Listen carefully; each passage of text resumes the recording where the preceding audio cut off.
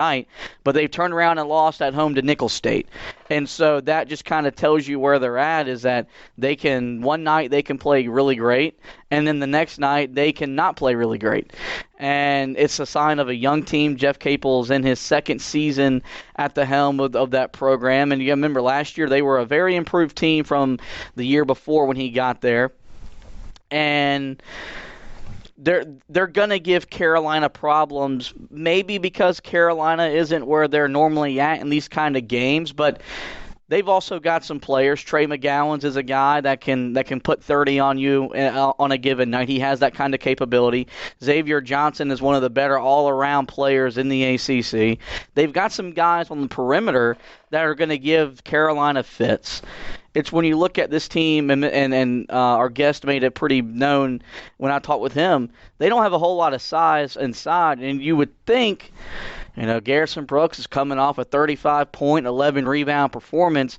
It would be, that's the game plan. We're going to feed him because they don't have a guy inside that can match up with him for 40 minutes. So, by the way, because you have such a huge ego on the show, I have to point out the fact that you said literally 5 minutes before we began the show that we were going to act like this was not the day of, because we're recording this podcast and it's being released the night before the game against Pittsburgh. You said tonight, so I had to point that out because I like to make you feel bad about yourself on the podcast. So there you go, because you think you're so perfect. I am perfect. Yeah, well, you messed up there, so congratulations. Not even close. But that should definitely be the game plan. It's going to be interesting as to whether or not Garrison Brooks shows some signs of fatigue, because he was showing signs of fatigue late in that game against Georgia Tech on Saturday, mainly because he had to do everything.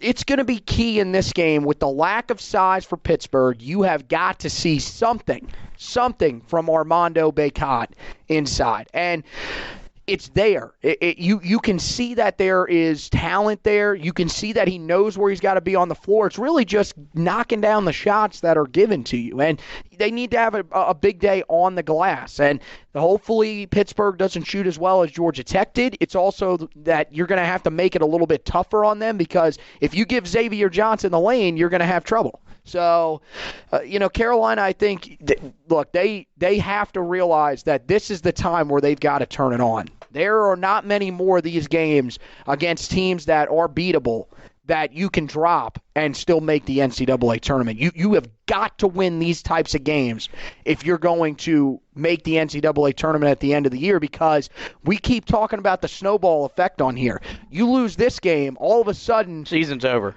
I don't know if the season's over yet. It's over. I mean, you're still a game above 500, but pretty much what you're going to have to do is, when you get Cole Anthony back, you are pretty much going to have to go undefeated. And that's not going to happen. Oh, it's not. And that's why, tonight, God, this game feels like, and look, there aren't many times that we deal with this in basketball until, March. This game's a must-win for team morale. It feels like for coaches' morale, for the fan base, and our opinion of where this team is going to go. Because if you win, you get to 9-6. You get to back to 500 in ACC play. You've got Clemson coming into town on Saturday. They've still never won in your building, and so you feel confident you can get that win. Then you're 10-6 and you're 3-2, and you got a week off in between games. You're going to get healthier. You got a chance to get some stuff improved on your team. But there's also potential that this team can do what they did the other night. And that's, quite frankly, they didn't show up for the first 15 minutes, and we've already gone into the spill about that. Normally in these kind of games, you see the effect and why Roy Williams is a Hall of Fame head coach, because he gets his team to respond. Right. And you get to see these guys give a maximum effort.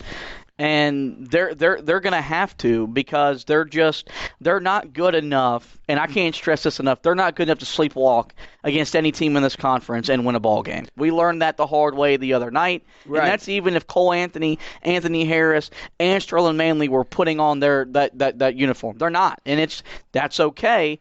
It's just you've got to be ready to play at the level that this league demands, and sometimes you got to learn the hard way. They learned the hard way the other night. I love what you said about Armando Bacot, because this is a guy that after the Bahamas, I was really high on. He really impressed me individually. Was a monster in that win over Oregon, controlling the game on both ends. And ever since then, we haven't seen that from him. I know he got hurt in the very next game against Ohio State. I think that's playing a little bit of a bigger role than probably people realize. But at the same time, it can't be an excuse right now, because no, you got to clearly you're good enough and play. I mean, clearly you're healthy enough to play, and right now they're needing you, and it's not like you're not getting to the right positions or whatever. It's just you're not. You're not going up strong with the basketball. And there's been times where, I mean, even the other day against Georgia Tech, gets to a good spot on the floor and just comes up with a floater that is short or long or whatever. It doesn't seem to be falling for him, and they really need not only for him to step up his game, they need some luck to start working in his favor as well, and pretty much everybody else's favor on the court, but especially those big guys inside, because even we saw it the other day when they were trying to get a little bit of momentum going. Brandon Huffman he is not able to bring what you need scoring-wise off the bench.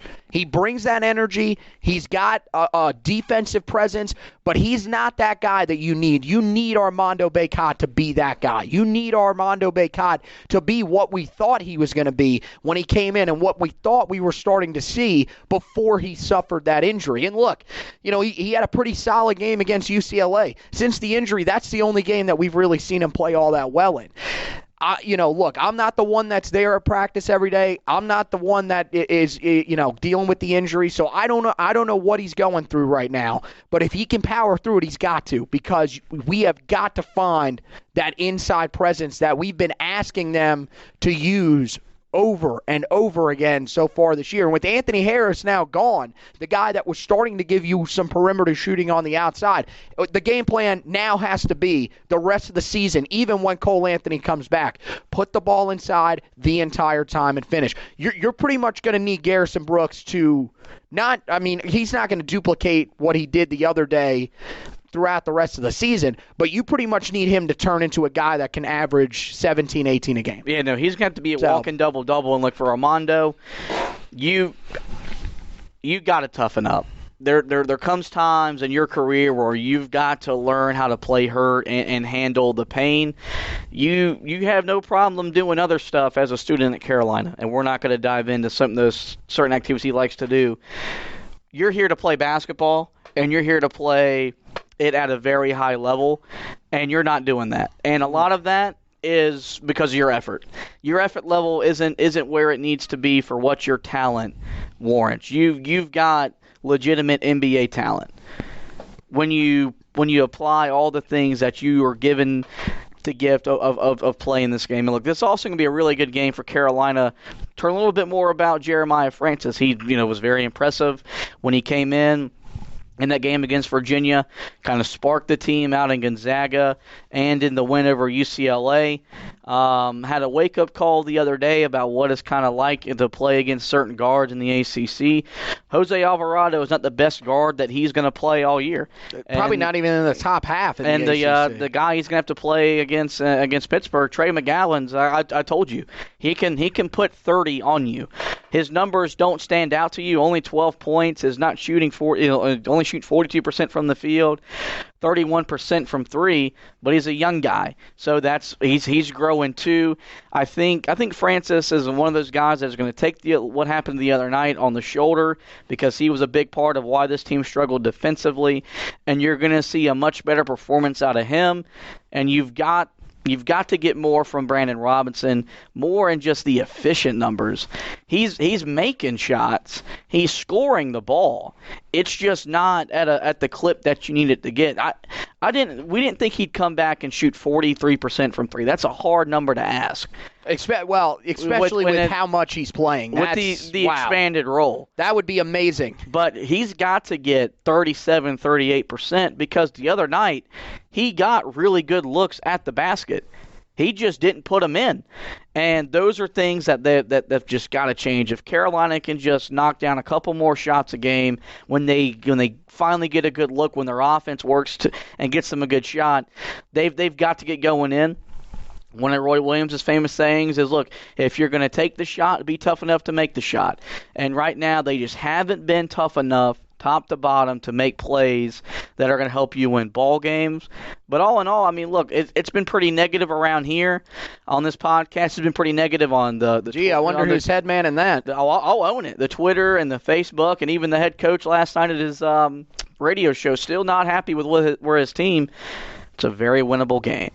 And if you find a way to win, you're going to feel a lot better about where you're at heading into Saturday. And then, like I said, after Saturday, you've got a mini bye week because you don't play again for 7 days. And Cole Anthony will be nearing his return. And if you find a way to win that game, you're feeling a lot better as you get closer and closer to February. So they've got to understand that even though the sky is falling, it's not over. If you step up, if you play to the level you're capable of, you can still be a good team. And in college basketball in 2019, great teams don't win national championships. Good teams win national championships. Good teams compete to win a national championship. And that's all we're asking for. You get in the tournament with the kind of coach you have, you just want a chance.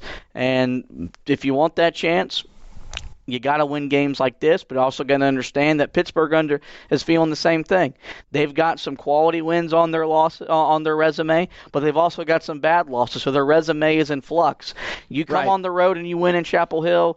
If this team can find themselves to 17, 18 wins, these kind of wins can put you in the tournament. So they're going to come in and they're going to play with a lot of confidence because what Georgia Tech did the other night, you've lost at home to Wofford. So this team isn't going to be scared. Jeff Capel knows how to coach. He knows how to coach against North Carolina from his time at Duke and at Oklahoma when they met in that 09 Elite Eight.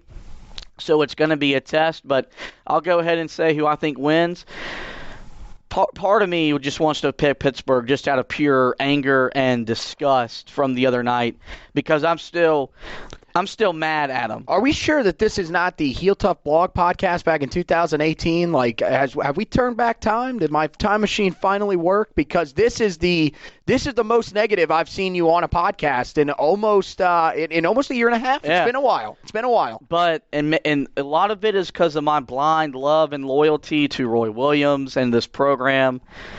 I think they do everything I said that they got to do. Not great, but good enough to eke out another home ugly win for the team.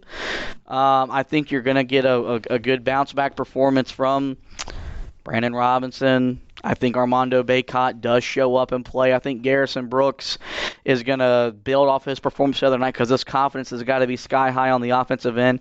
I think you see a much better effort defensively because if not, they may run suicides at halftime if it's that bad again.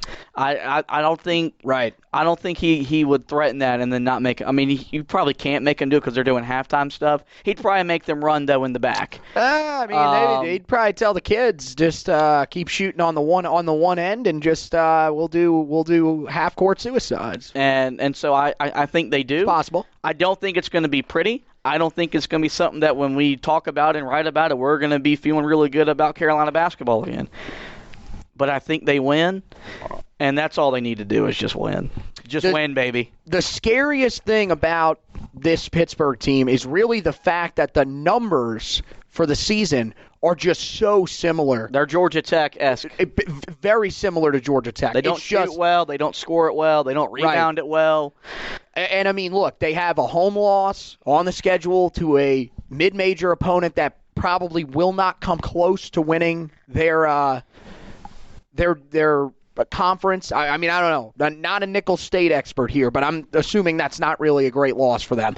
But yeah, no, I mean, that's the scariest thing about it is that this is another team that comes in, doesn't really look the part of a team that should walk into the Smith Center and win a game. But I mean, so far this year, I mean, we did this against Wofford, where we looked at the statistics and said, okay, they should win this game because they're a better rebounding team. This team comes in not shooting the ball well, and look at how many points per game they're scoring. I think we're going to find out pretty quickly whether or not this team learned their lesson. And it starts with effort. If you come out as slow as you did the other night, you're going to be down that big again. And guess what? You're not going to come back again. It's not going to happen. It's the same. If you come out with that energy, it's not easy to just all of a sudden regain it. I don't think that's going to be the way they're going to come out. I think at this point, look, they got to know they have to have a fire